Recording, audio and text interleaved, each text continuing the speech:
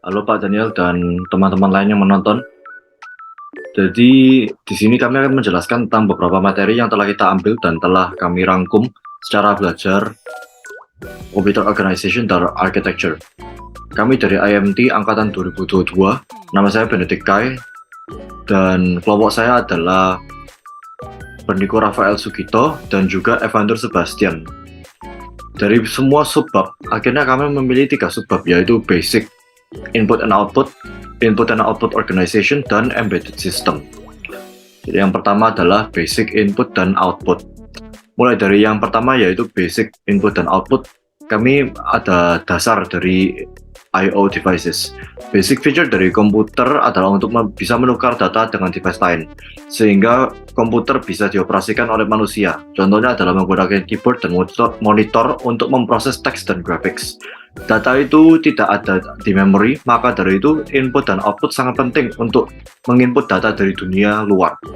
Contoh barang I/O adalah seperti microphone, digital camera, fire alarm, dan untuk input devices bisa speaker yang membuka valve dari fire alarm dan untuk menyemprotkan air, dan robot untuk output devicesnya. Lalu untuk mengakses input dan output devices, semua input dan output device terhubung dengan prosesor dan memori untuk menerima data dari input output device ke komputer yang dihubungkan dengan interconnection network. Dihubungkan dengan interconnection network karena komputer bisa dihidupkan dengan lebih dari 2 I/O device, dan kecepatan yang dilakukan oleh komputer dengan alat input-output akan mempengaruhi kecepatan komputer. Lalu ada interface dari I/O device. Device antarmuka digunakan untuk menghubungkan device dan interconnection network. Digunakan untuk melakukan data transfer dari prosesor dengan input dan output device. Selain data, ada juga status dan control information yang ditransfer untuk menjalankan data transfer dan memimpin device. 2 arah, prosesor bisa berkomunikasi ke I/O juga bisa ke prosesor. Lalu ada program controlled I/O. Data transfer dari prosesor kecepatannya jauh lebih tinggi daripada yang dimiliki I/O device mechanism of transfer. Perbedaan kecepatan dari prosesor dan input-output device membuat keperluan dari mekanisme untuk synchronize transfer data bisa dilakukan dengan prosesor mengirim karakter pertama terlebih dahulu, kemudian menunggu sinyal yang menandakan bahwa karakter sudah diterima, kemudian mengirim karakter kedua. Info yang dimasukkan dari keyboard juga hampir sama kerjanya. Lalu ada data transfer methods. Data transfer methods adalah RISC dan CISC. Ukuran set instruksi kecil, sedangkan CISC completion instruction set komputer.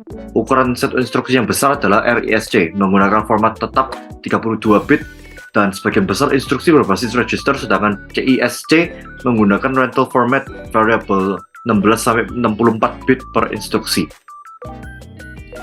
Lalu kita lanjut ke input and output organization, yaitu subbab yang kedua.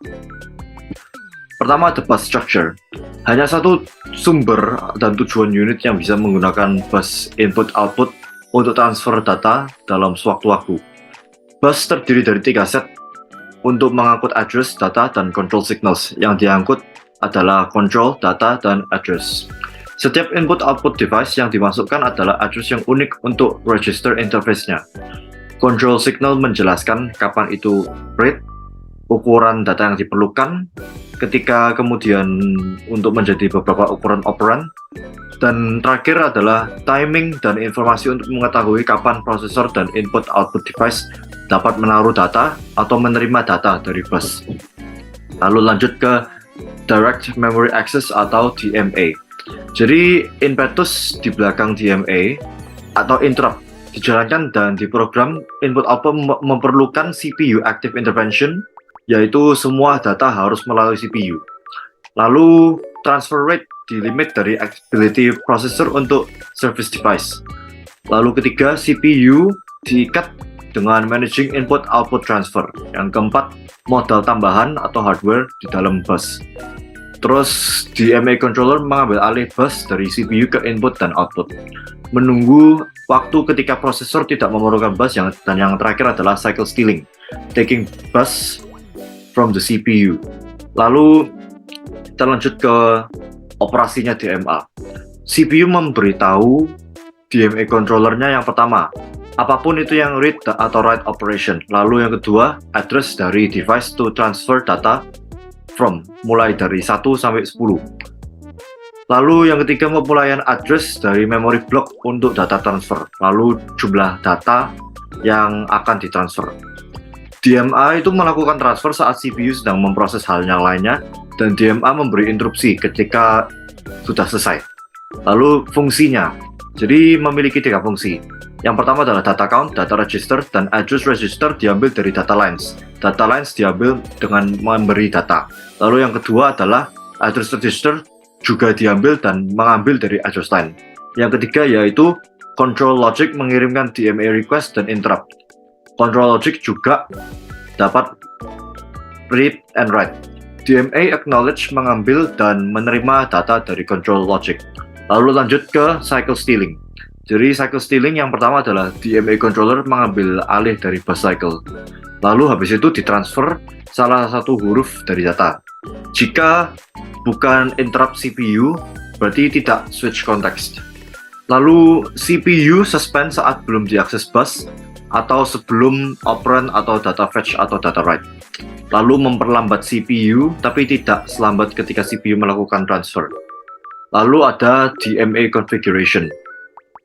Jadi DMA configuration itu adalah single bus DMA controller terlepas. Setiap data transfer menggunakan bus 2 kali. I/O DMA kemudian DMA ke memory. Lalu CPU disuspend 2 kali. Lalu yang kedua adalah single bus DMA controller terintegrasi ke I/O module. Controller support 1 atau lebih device. Lalu setiap transfer menggunakan bus 2 kali DMA ke memory. Lalu CPU disuspend 1 kali saja. Lalu yang ketiga, input dan output bus terpisah. Bus support semua DMA enable device dengan single DMA controller. Setiap transfer menggunakan bus sekali DMA ke memory. Lalu habis itu juga sama CPU disuspend sekali. Lalu ini ada evolusi dari input dan output. Jadi berkembang dari dulu yang lebih rumit. 1. Prosesor langsung mengontrol device. Lalu prosesor menggunakan input dan output yang telah terprogram. Lalu prosesor menggunakan interrupt, lalu menggunakan DMA. Habis itu beberapa processing devices ke prosesor melalui input-output module yang mengakses program di memori dan menjalankan mereka dengan mandiri tanpa bantuan CPU. Yang keenam adalah distribusi processing, di mana input-output module dia adalah komputer itu sendiri. Lanjut ke I/O channels. Jadi I/O channels itu ada 3. Input-output channel adalah terurus dari DMA. Lalu ada yang CPU menginstruksi I/O channel untuk menjalankan program dalam memori. Lalu yang ketiga, mengikuti instruksi berikut. Input dan output channel mentransfer datanya sendiri. Lalu yang terakhir dari input dan output adalah satu interconnection standards. Jadi salah satu contoh yang terbesar adalah Universal Serial Bus atau yang paling dikenal dengan USB. Jadi apa itu USB? USB adalah sebuah interconnection standard yang sangat sering dan sangat umum digunakan. Bagian besar dari port yang ada di device USB connector termasuk mouse, memory keys, disk, device, kamera, printer, dan device-device lain. Lalu commercial success yang dihasilkan oleh USB karena simple dan low cost. Lalu original USB spesifikasinya support 2 speed operation.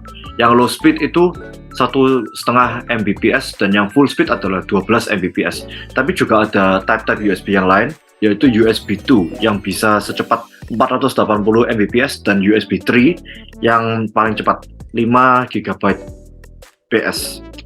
Lalu ada beberapa fungsi yang digunakan oleh USB, yaitu membuat sebuah interconnection system yang low cost dan mudah. Lalu akomodasi wide range of I/O devices dan bit rates termasuk internet connection, audio, dan video application. Lalu USB adalah plug and play, device plug and play yang gampang.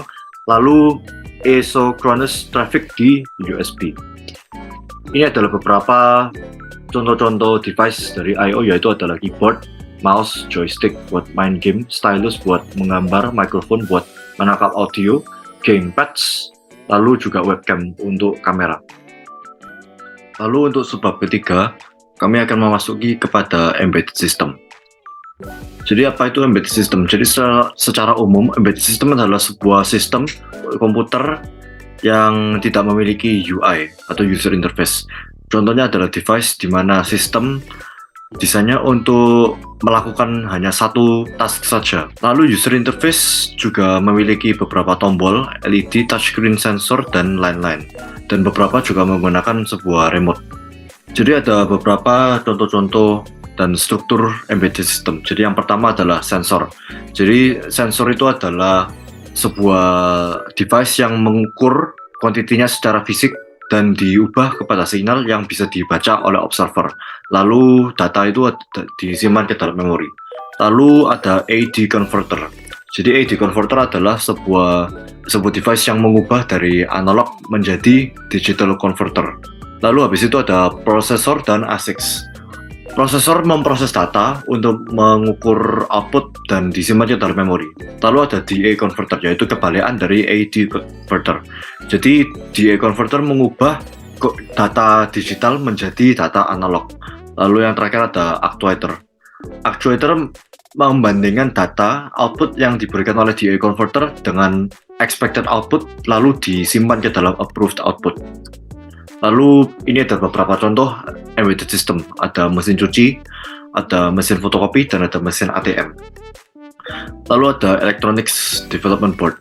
Jadi Electronics Development Board adalah sebuah koleksi hardware components yang isinya adalah CPU, memory, I/O peripherals yang membentuk sebuah sistem di dalam PCB atau printed circuit board yang bisa digunakan sebagai electronic system. Lalu pindah ke Electronics Board Development Board. Contoh-contohnya adalah Arduino Uno, ESP8266, ESP32, dan Raspberry Pi. Kami memilih Arduino Uno. Jadi Arduino Uno memiliki 6 pin analog yang bisa digunakan sebagai analog input. Memiliki 14 digital pin yang bisa digunakan sebagai digital input atau output. Dan memiliki 2 pin digunakan untuk mengkomunikasi atau menukar data dari antara Arduino dan komputer, display, sensor, dan Arduino yang lain. Sumber power supply-nya dari USB cable, power jack, atau VIN pin. Sekian presentasi kami. Terima kasih sudah mendengarkan.